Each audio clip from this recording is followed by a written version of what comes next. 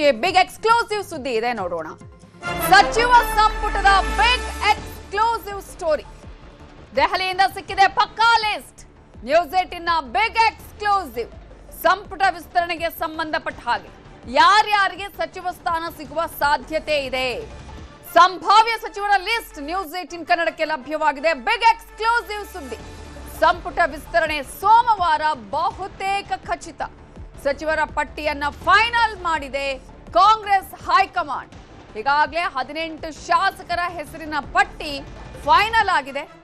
ಈ ಪೈಕಿ 15 ಸಂಭಾವ್ಯ ಸಚಿವರ ಪಟ್ಟಿ ನ್ಯೂಸ್ 18 ಕನ್ನಡಗೆ ಲಭ್ಯವಾಗಿದೆ. ದೆಹಲಿಯ ಕಾಂಗ್ರೆಸ್ ಮೂಲಗಳಿಂದ ಈ ಪಟ್ಟಿ ಲಭ್ಯ ಆಗಿರೋದು. ಶಾಸಕರು ಸಚಿವರಾಗಿ ಪ್ರಮಾಣ ವಚನ ಸ್ವೀಕಾರ ಮಾಡೋದು ಖಚಿತ.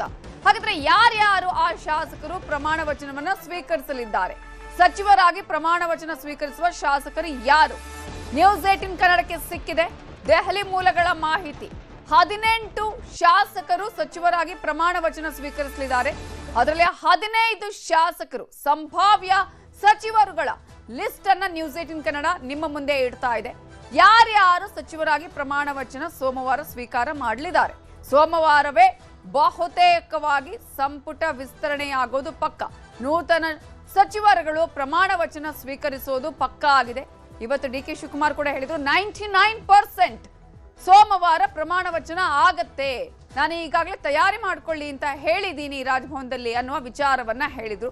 ಸೊ ಯಾರ್ಯಾರು ಹಾಗಾದ್ರೆ ಕಾಂಗ್ರೆಸ್ ಹೈಕಮಾಂಡ್ ಅನೇಕ ಮಾನದಂಡಗಳನ್ನ ಅನುಸರಿಸಿ ಯಾರ್ಯಾರಿಗೆ ಅವಕಾಶವನ್ನ ಕೊಟ್ಟಿದೆ, ಸಂಪುಟದಲ್ಲಿ ಯಾರ್ಯಾರು ಅವಕಾಶವನ್ನ ಪಡೆದುಕೊಳ್ತಾ ಇದ್ದಾರೆ, ಹೊಸಬರಿಗೆ ಯಾರಿಗೆ ಸಿಕ್ಕಿದೆ, ಅನುಭವ ಇರುವಂತಹ ಹಿರಿಯ ಶಾಸಕರಿಗೆ ಯಾರ್ಯಾರಿಗೆ ಸಚಿವ ಸ್ಥಾನ ಒಲಿದಿದೆ, ಅದರಲ್ಲೂ ಕೂಡ ಪ್ರಮುಖವಾಗಿ ಈಗ ಒಂದು ಪೋಸ್ಟ್ ಇಬ್ಬರ ಪೈಪೋಟಿ ಬಹಳ ಕುತೂಹಲ ಇರೋದು. ಆ ಒಂದು ಪೋಸ್ಟ್ಗೆ ಇಬ್ಬರಿಬ್ರು ಶಾಸಕರುಗಳು ಈಗ ಪೈಪೋಟಿಯನ್ನ ಮಾಡ್ತಿದ್ದಾರೆ. ಇಬ್ಬರ ಪೈಕಿ ಯಾರಿಗೆ ಮಂತ್ರಿಗಿರಿ, ಯಾರಿಗೆ ಒಲಿಯಲಿದೆ ಪಟ್ಟ ಅನ್ನುವಂತಹ ಕುತೂಹಲ ಇದೆ. ಯಾರ್ಯಾರ ನಡುವೆ ಪೈಪೋಟಿ ಇದೆ? ಒಂದ್ ಕಡೆ ಒಂದು ಪೋಸ್ಟ್ಗೆ ಇಬ್ಬರ ಪೈಪೋಟಿಯಲ್ಲಿ ಆ ಮಾನದಂಡಗಳು ಏನೇನು, ಯಾವ ಕಾರಣಕ್ಕಾಗಿ ಇಬ್ಬರ ನಡುವೆ ಈ ಮಂತ್ರಿಗಿರಿಗಾಗಿ ಪೈಪೋಟಿ ನಡೀತಾ ಇದೆ ಅನ್ನೋದನ್ನ ಕೂಡ ನಿಮ್ಮ ಮುಂದೆ ಇಡ್ತಾ ಹೋಗ್ತೀವಿ. ಹಾಗಾದ್ರೆ ಒಂದು ಪೋಸ್ಟ್ಗೆ ಯಾರಿಬ್ಬರು ಆ ರೀತಿಯಾಗಿ ಕಾಂಪಿಟೇಟ್ ಮಾಡ್ತಾ ಇದ್ದಾರೆ? ಮಾನದಂಡದಲ್ಲಿ ಅದು ಪ್ರಾದೇಶಿಕನ, ಜಾತಿವಾರ? ಸಂತೋಷ್ ಲಾಡ್ ವರ್ಸಸ್ ಶ್ರೀನಿವಾಸ್ ಮಾನೆ.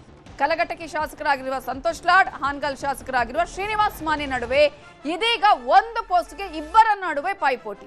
ಮತ್ತೊಂದು ಕಡೆ ಮತ್ತೊಂದು ಸಮುದಾಯದ ವಿಚಾರದಲ್ಲಿ ಜಮೀರ್ ಅಹಮದ್ ಖಾನ್ ವರ್ಸಸ್ ರಿಜ್ವಾನ್ ಅರ್ಷದ್, ಇವರಿಬ್ಬರ ನಡುವೆ ಕೂಡ ಪೈಪೋಟಿ ಇದೆ.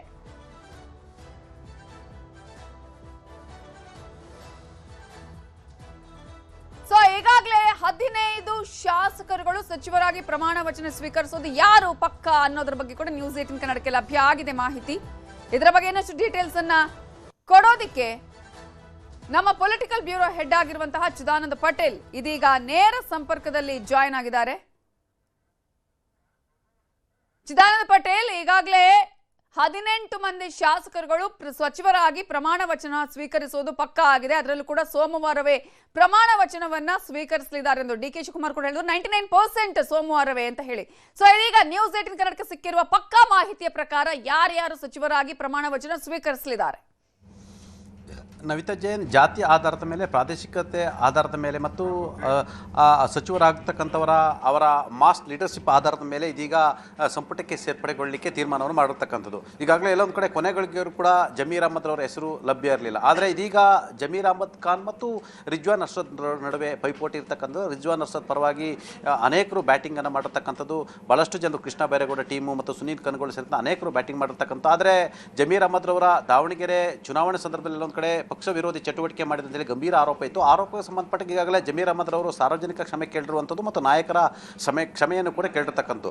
ಆದರೆ ಒಂದು ಕಡೆ ಜಮೀರ್ ಅಹಮದ್ ಖಾನ್ ರವರು ಅಲ್ಪಸಂಖ್ಯಾತರಾದ ಮಾಸ್ ಲೀಡರ್ ಆಗಿದ್ದರಿಂದ ಜಮೀರ್ ಅಹಮದ್ ಅವ್ರನ್ನ ಎಲ್ಲೊಂದು ಕಡೆ ಅವ್ರನ್ನ ಸಚಿವರಾಗಿ ಮಾಡಿದರೆ ಇದು ಪಕ್ಷಕ್ಕೆ ಅನುಕೂಲ ಆಗುತ್ತೆ ಮತ್ತು 2028ರ ವಿಧಾನಸಭೆ ಚುನಾವಣೆ ಮತ್ತು 2029ರ ಲೋಕಸಭೆ ಚುನಾವಣೆಗೆ ಅನುಕೂಲ ಆಗುತ್ತೆ. ಆತ ಸಂಘಟಕ ಅನ್ನೋದು ಕೂಡ ಅವರ ಬಗ್ಗೆ ಇರ್ತಕ್ಕಂಥ ಪಾಸಿಟಿವ್ ಇರ್ತಕ್ಕಂಥದ್ದು. ಜೊತೆಗೆ ಇದೀಗ ಈ ಸಂದರ್ಭದಲ್ಲಿ ರಿಜ್ವಾನ್ ಅರ್ಷದ್ ಅಥವಾ ಜಮೀರ್ ಅಹಮದ್ ಇಬ್ಬರು ಇಬ್ಬರಲ್ಲಿ ಒಬ್ಬರನ್ನು ಮಾಡುವ ಸಾಧ್ಯತೆ ಇರ್ತಕ್ಕಂಥದ್ದು. ಇನ್ನು ಉತ್ತರ ಕರ್ನಾಟಕ ಭಾಗದಲ್ಲಿ ಯಾಕಂತ ಹೇಳಿದ್ರೆ ಈಗಾಗಲೇ ರಹೀಂ ಖಾನ್ ರವರನ್ನ ಸಂಪುಟದಿಂದ ಕೈ ಬಿಟ್ಟಿರೋದ್ರಿಂದ ಅವ್ರನ್ನ ಸಂಪುಟಕ್ಕೆ ಸೇರ್ಪಡೆ ಮಾಡದೇ ಇರತಕ್ಕ ಕಾರಣಕ್ಕಾಗಿ ಇದೀಗ ಕಲಬುರಗಿ ಉತ್ತರ ಕ್ಷೇತ್ರದ ಶಾಸಕಿಯಾಗಿರ್ತಕ್ಕಂಥ ಖನಿಜಾ ಫಾತಿಮಾ ಮತ್ತು MLC ಆಗಿರ್ತಕ್ಕಂಥ ಸಲೀಂ ಅಹಮದ್ ನಡುವೆ ಪೈಪೋಟಿ ಇರ್ತಕ್ಕಂಥದ್ದು. ಇನ್ನು ಈಡಿಗ ಸಮುದಾಯದಿಂದ ಒಂದು ಕಡೆ ಪ್ರದೇಶ ಕಾಂಗ್ರೆಸ್ ಸಮಿತಿ ಅಧ್ಯಕ್ಷ BK ಹರಿಪ್ರಸಾದ್ ರವರು ಗವಿಯಪ್ಪರ ಹೆಸರನ್ನು ಮುನ್ನೆಲೆಗೆ ತಂದಿರತಕ್ಕಂಥದ್ದು ಮತ್ತು ಮಧು ಬಂಗಾರಪ್ಪ ಮತ್ತು ಗವಿಯಪ್ಪರ ನಡುವೆ ಪೈಪೋಟಿ ಇರ್ತಕ್ಕಂಥದ್ದು.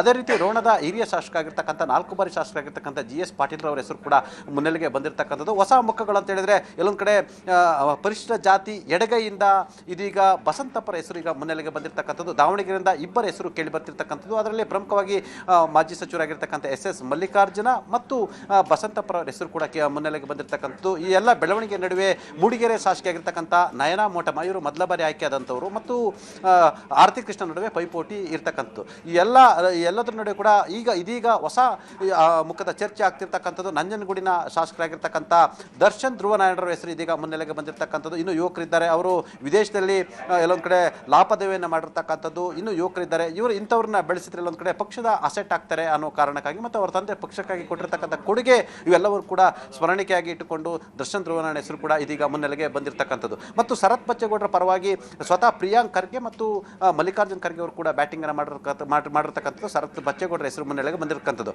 ಇವರು ಒಕ್ಕಲಿಗ ಕೋಟದಿಂದ ಬಂದಿರತಕ್ಕಂಥ. ಆದರೆ HC ಬಾಲಕೃಷ್ಣ, ಚಲುವರಾಯಸ್ವಾಮಿ, ಶಿವಲಿಂಗೇಗೌಡ, M ಕೃಷ್ಣಪ್ಪ ಈ 4ರಲ್ಲಿ ಒಬ್ಬರನ್ನು ಮಾಡುವ ಸಾಧ್ಯತೆ ಇದೆ ಅಂತ ಹೇಳಲಾಗ್ತದೆ.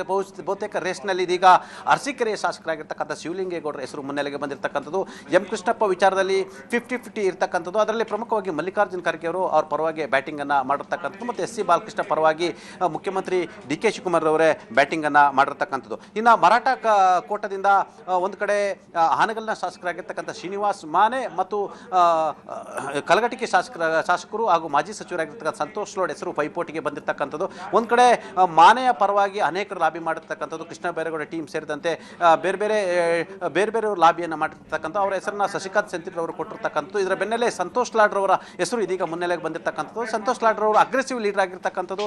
ಅವರು ಪಕ್ಷದ ಪರವಾಗಿ ಮಾತನಾಡ್ತಾರೆ ಮತ್ತು ಕೇಂದ್ರ ಸರ್ಕಾರವನ್ನು ರಚನಾತ್ಮಕವಾಗಿ ಮತ್ತು ದಾಖಲೆ ಇಟ್ಕೊಂಡು ಟೀಕೆಯನ್ನು ಮಾಡ್ತಾರೆ. ಭವಿಷ್ಯದ ದಿನಗಳಲ್ಲಿ ಇವರ ಅವಶ್ಯಕತೆ ಹೆಚ್ಚಿದೆ ಅಂತೇಳಿ ಚರ್ಚೆ ಆಗಿರ್ತಕ್ಕಂಥದ್ದು. ಈ ಎಲ್ಲದರ ನಡುವೆ ಕೂಡ ಇದೀಗ SC ಬಲಗೈಯಿಂದ ಹಲವರ ಹೆಸರು ಮುನ್ನೆಲೆಗೆ ಬಂದಿರತಕ್ಕಂಥದ್ದು. ಆನೇಕಲ್ ಶಿವಣ್ಣ ಹೆಸರು ಮುನ್ನೆಲೆಗೆ ಬಂದಿರತಕ್ಕಂಥ. ಇದ್ರ ಜೊತೆಗೆ ಈಗಾಗಲೇ ಧಾರವಾಡ ಜಿಲ್ಲೆಯವರಾಗಿರ್ತಕ್ಕಂಥ ಅಬ್ಬಯ್ಯ ಪ್ರಸಾದ್ ಹೆಸರು ಕೂಡ ಪೈಪೋಟಿಗೆ ಬಂದಿರತಕ್ಕಂಥದ್ದು ಮತ್ತು ನಾರಾಯಣ ಸ್ವಾಮಿ ಹೆಸರು ಕೂಡ ಚರ್ಚೆಗೆ ಬಂದಿರತಕ್ಕಂಥದ್ದು. ಈ ಎಲ್ಲದರ ನಡುವೆ ಕೂಡ ಕುರುಬ ಕೋಟದಿಂದ ಹಿರಿಯರಾಗಿರ್ತಕ್ಕಂಥ ಬಸವರಾಜ ಶಿವಣ್ಣನವರ ಹೆಸರನ್ನ ಸ್ವತಃ ಸಿದ್ದರಾಮಯ್ಯವರೇ ಪ್ರಪೋಸ್ ಮಾಡಿರ್ತಕ್ಕಂಥದ್ದು. ಸಿಂಗಲ್ ನೇಮನ್ನು ಪ್ರಪೋಸ್ ಮಾಡಿರ್ತಕ್ಕಂಥದ್ದು. ಅಲ್ಲದೆ ಇನ್ನು ಪ್ರಮುಖವಾಗಿ ಬೆಳಗಾವಿ ಜಿಲ್ಲೆಯಿಂದ ಲಕ್ಷ್ಮೀ ಹೆಬ್ಬಾಳ್ಕರ್ ಹೆಸರು ಕೂಡ ಮುನ್ನೆಲೆಗೆ ಬಂದಿರತಕ್ಕಂಥದ್ದು. ಲಕ್ಷ್ಮಣ್ ಸವದಿ ಹೆಸರು ಕೂಡ ಮುನ್ನೆಲೆಗೆ ಬಂದಿರತಕ್ಕಂಥದ್ದು.